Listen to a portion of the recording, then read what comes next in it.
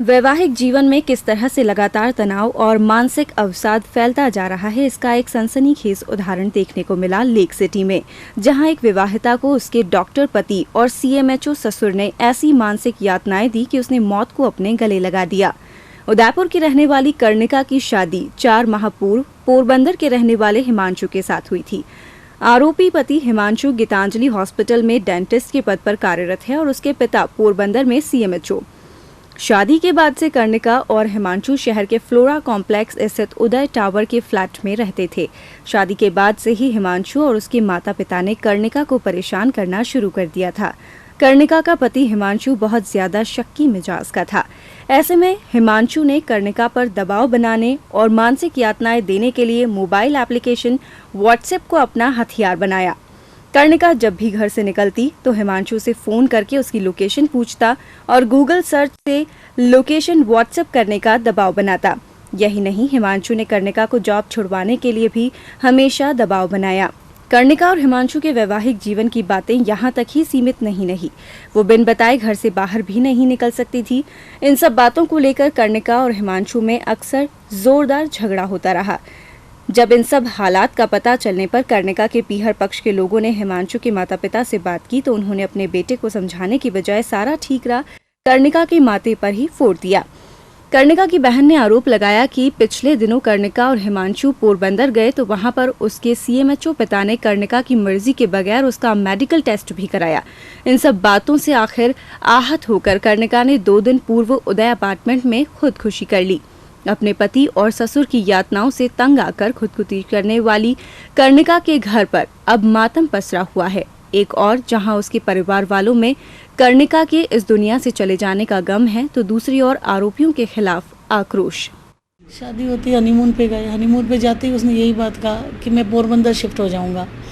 तो वो भी, मेरी बेटी भी एजुकेटेड है, उसने मास कम्युनिकेशन में, जर्नलिज्म में सब किया है। उसने कहा हिमांशु, हम पोरबंदर नहीं रह के कहीं भी गुजरात में, कहीं भी किसी बड़ी सिटी में रह जाएं तो मेरा भी कैरियर चले। उस बात पे लेके उसने उसको इतना तंग करना शुरू कर दिया, उसको इतना तंग करना शुरू किया। उसे बात नहीं करता था। ये लोग सब एक अलग बैठ के बात करते थे। जब यहाँ आया वापस, मैंने उसका पूरा घर सेट करके दिया। मैं उसकी बाई का जाके वो करती थी कि भाई उसकी बाई रखनी है। मैं 3 दिन से रुक गई थी तो वो आके सीसीटीवी कैमरे में चेक करता था कि तुम्हारी मम्मी क्यों आ गई, सिर्फ बाई के लिए। जब ये सब हो गया तो उसको मेरे यहाँ आने नहीं देता था कभी भी कि यहाँ नहीं आ सकती है। एक एक दिन के लिए वो तरस गई। एक दिन वो यहाँ आई तो उसके पापा को जाके हाथ जोड़ने पड़े उसके फादर इन लॉ के सामने कि साहब गलती हो गई, एक दिन के लिए यहाँ आई थी। ये पोरबंदर में उसके साथ वो जहाँ भी गई सब लोगों ने उसको बहुत परेशान किया। जिसके घर गई वो लेके गया। हस्बैंड साथ नहीं जा रहा है, फादर इन लॉ और मदर इन लॉ जा रहे हैं, सब उसी को ब्लेम कर रहे हैं। और उसका सोनोग्राफी कराने लगे।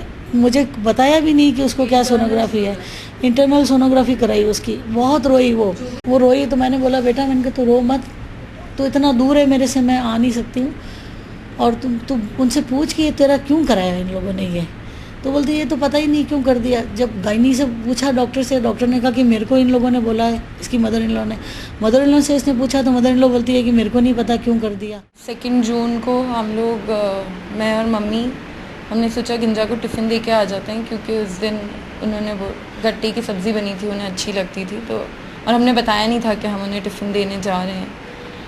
और हम करीब 12:30 घर से निकले।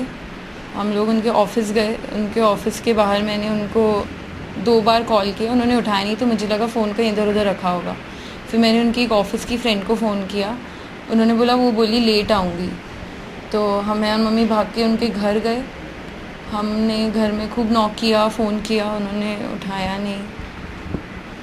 फिर मम्मी ने दरवाज़ा जाली का तोड़ा, अंदर से कुंडी खोली, and we went inside and she was hanging there.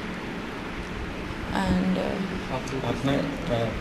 वो मतलब फैन से लटक गई थी वहाँ पे। दरकते वैवाहिक रिक्शों में इस विभत्स उदाहरण की प्राथमिकी जब सुखेर थाने में दर्ज हुई तो इसे देखकर पुलिस के अधिकारियों के भी रोंगटे खड़े हो गए। मृतक कर्णिका के सेवानिवृत्त पिता भारतेंद्र सिंह ने अपनी बेटी के साथ हुई ज्यादती और अमानवीयता की कहानी जब पुलिस तक पहुंचाई तो पुलिस ने तुरंत इस पर एक्शन लिया। पुलिस ने कर्णिका के पिता की शिकायत के तहत आरोपियों के खिलाफ आईपीसी की धारा 306 और 498 ए के तहत मामला दर्ज कर अपनी तफ्तीश शुरू की। जैसे जैसे पुलिस ने अपनी जांच आगे बढ़ाई वैसे वैसे कर्णिका के पति और उसके ससुर पर पुलिस का शिकंजा कसता गया और आखिर अपनी पत्नी कर्णिका के चरित्र पर संदेह कर उसे मौत के घाट पहुंचाने वाला पति हिमांशु और उसके पिता को सुखेर पुलिस ने गिरफ्तार कर लिया। 2 जून को सुखेर थाने में एक मामला दर्ज हुआ था जिसमें एक नवविवाहिता लड़की जिसका नाम कर्णिका था, जिसकी शादी को 4 महीने हुए थे, उसने फांसी लगा के खुदकुशी कर ली थी।